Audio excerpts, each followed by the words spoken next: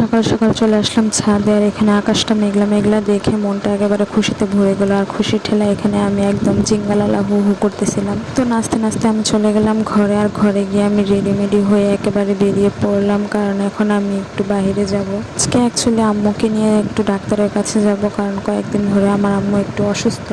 আমাদের বাসা থেকে মেডিকেলটা খুব বেশি একটা দূরের না, তাই আমরা রিক্সা করে যাচ্ছিলাম হাইওয়ের রাস্তা দিয়ে। তো আমরা ফ্লাইওভারের নিচ দিয়ে যাচ্ছিলাম, এদিকে রাস্তাটা পুরোটাই ফাঁকা ছিল। তো আমি বলতেছি আজকে তো দেখি রাস্তা একেবারে ফাঁকা। তো সামনে গিয়ে দেখলাম ভাই কি অবস্থা। অ্যাকচুয়ালি এটা অবাক হওয়ার কিছু নেই, ঢাকা শহরে ম্যাক্সিমাম সময় এরকম জ্যাম থাকে।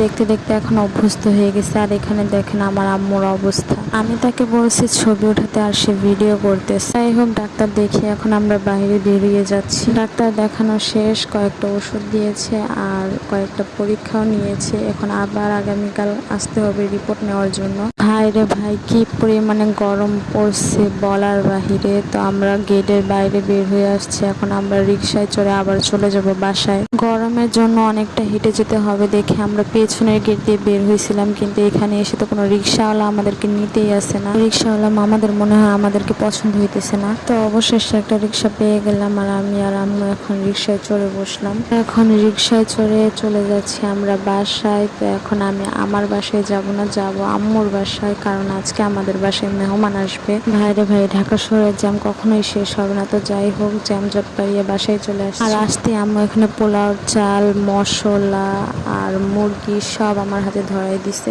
মুরগি কাটতে পারলেও মুরগির চামটা ছাড়াতে পারি না, সেই জন্য আমার আব্বু আমাকে এখানে হেল্প করতেছিল। আমার ভাই ল্যাপটপ অন করে রেখে কোথায় যেন চলে গেছে। আজকে আমাদের বাসায় মেহমান আসতেছে, আমার শাশুড়ি, আমার হাজবেন্ড, আমার ননদ, আরো কয়েকটা আত্মীয় স্বজন আসতেছে আমাদের বাসায় আজকে অনেকদিন পর বেড়াতে। মেহমানরা সবাই চলে গেছে, আমি আজকে যাইনি। আজকে আমি আমার বাবার বাড়িতে রয়ে গেছি। এখন প্রায় রাত বাজে 12:30। আর এত রাতে আমি আমার আম্মুর সাথে বাইরে বের হয়েছি হাঁটাহাঁটি করতে। এটা আমার পুরনো অভ্যাস। তো আজকের ভিডিওটা ছিল এই পর্যন্ত। সবাই ভালো থেকো, সুস্থ থেকো, আল্লাহ হাফেজ।